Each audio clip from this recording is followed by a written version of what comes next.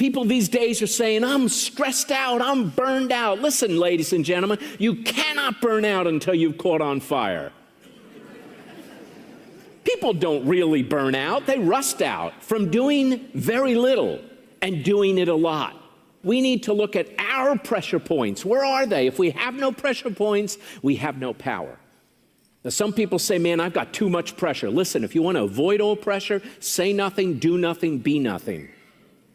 And you will avoid all pressure. But Jesus said, in this world, expect trouble. One of his shortest sermons. I don't like that sermon. In this world, expect trouble. But he has created us with the power to do it. You're going to be strong enough like Daniel was. Daniel chapter 1, verse 8, he was your age.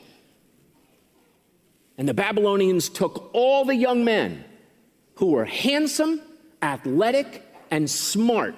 They had the scholarships and took them away in captivity. Daniel that day lost his family, his scholarship, and his future. And this is what he did in Daniel chapter 1, verse 8. It says that Daniel purposed in his heart that he was going to be a stick of dynamite. Now, it doesn't actually say that, but it does say this. It said he purposed in his heart not to defile himself. Are you really going against the typical song or adage that we often hear, even in our churches, live as if this were your last day? I need to tell you that is wrong. Because if this were really your last day, honest to goodness, you knew you were not going to live past this day, would you really have come this morning? Honestly? I mean, look around the room. Is that who you want to spend the very last moments of your life with? Probably not. You're all wonderful people, but I'd probably go to one of our children's homes, or they would come to our house if we knew that today was the very last day. We are not to be living as if this was our last day. I think it was Thomas Edison that said, work as if you're going to live another 100 years, but pray as if today were the last day.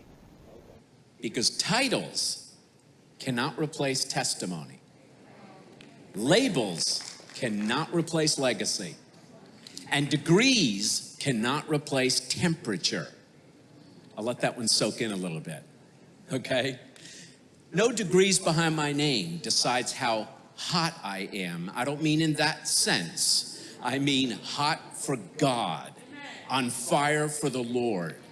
And we should be more concerned about that than anything else that lies behind somebody's name. So we need to worry less about labels, more about legacy, less about titles, more about testimony, less about degrees, and more about temperature. We are raising a culture, and this is something I want you young people to think about, you seniors especially. If I were to ask each one of you tonight, what are you going to become? You would answer in the form of a noun.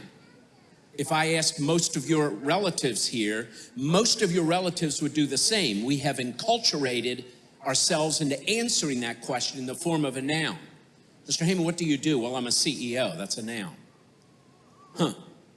What if we answered it in the form of an adjective?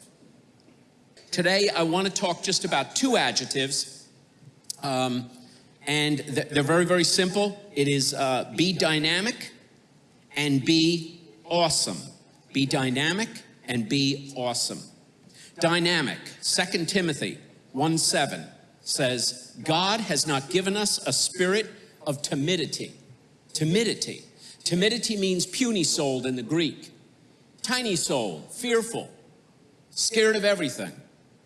If any of you are like that tonight, no matter what's going on in the world, that spirit did not come from God. This is what it is. I told him, or I asked him after that, I said, you know how to dribble? And he goes, yeah. I said, you think you can dribble past me? I was pretty good at basketball. I'm not tall, but I was pretty good. So I thought, he can't dribble past me. Okay, so remember, I had the needle, and I took some air out. Remember that part of the story? So he took the basketball, bounced it down, and it didn't bounce back up. You know why? It didn't have enough air pressure. It didn't have enough pressure. Not too much pressure. It didn't have enough. Because as you and I have been taught, or should have been taught, the whole concept of resiliency, which is very hard to define, but it's easy to define with a basketball. When you push me down, I'm going to bounce back up. When you push me down harder, I'm going to bounce back higher. Exactly. That's what God wants of each one of you.